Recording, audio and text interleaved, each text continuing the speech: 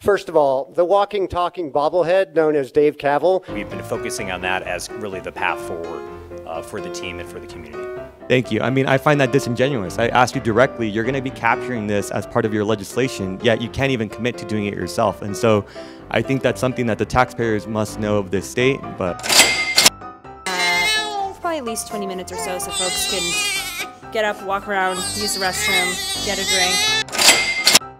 And I did have the opportunity to meet and talk with the A's owner, Mr. Fisher. He seems like a fine man and a person of high integrity. Why are they leaving Oakland, okay? Can you explain that to us in terms that regular people understand? 1 times coverage goes to principal and interest. Another 50% is additional cast coverage. If we miss it by that full 50%, then it would be the state's line of credit. Sorry, if you feel my frustration, it is because I'm incredibly frustrated. I'm just trying to understand, here's where we're starting off at. Here's everything we did in Oakland. And so that we can get a comparison to from what we've done before, because that's the track record, to the new partnership we're forming with Nevada. What authority or what kind of teeth does that community oversight board have? The chief clerk will open the roll.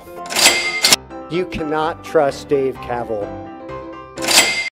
Sort of tells you everything, doesn't it? What a circus! 45 total donations totaling $112,000 to Nevada politicians ahead of getting $380 million in public funds approved for the A's as they attempt to relocate to Las Vegas. And that tells you the whole game right there, folks, doesn't it? The A's, who are collecting millions and millions of dollars in revenue sharing from other Major League Baseball teams, sink $112,000 into the Nevada legislature and walk away with $380 million. Quite an investment, right? I don't think there's a billionaire on the planet that wouldn't invest $112,000 to walk away with $380 million. Now granted, none of this is illegal. In fact, it's probably exactly what I'd do if I was trying to do something like this. It's the smart thing to do. But it does not mean that it feels right. It does not mean that it isn't very transparently gross. That's right. So despite all of this, there were 9 politicians, Melanie Scheibel included. We may have done her a little dirty in that video, but I couldn't resist. 9 politicians took the donations, still voted no. 1 took the donation and was absent, so a non-vote. But they got what they needed in the Nevada legislature.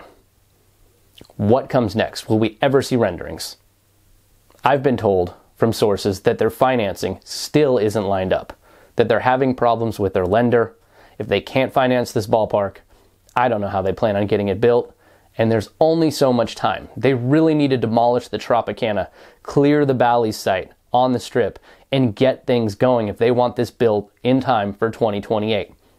They don't have a home after 2024. The Coliseum lease expires.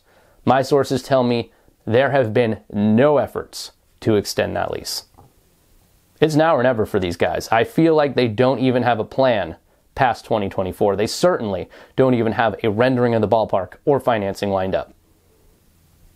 It's a really, really do or die time for these Oakland Athletics, and if they end up in Las Vegas, they need to get a move on quick.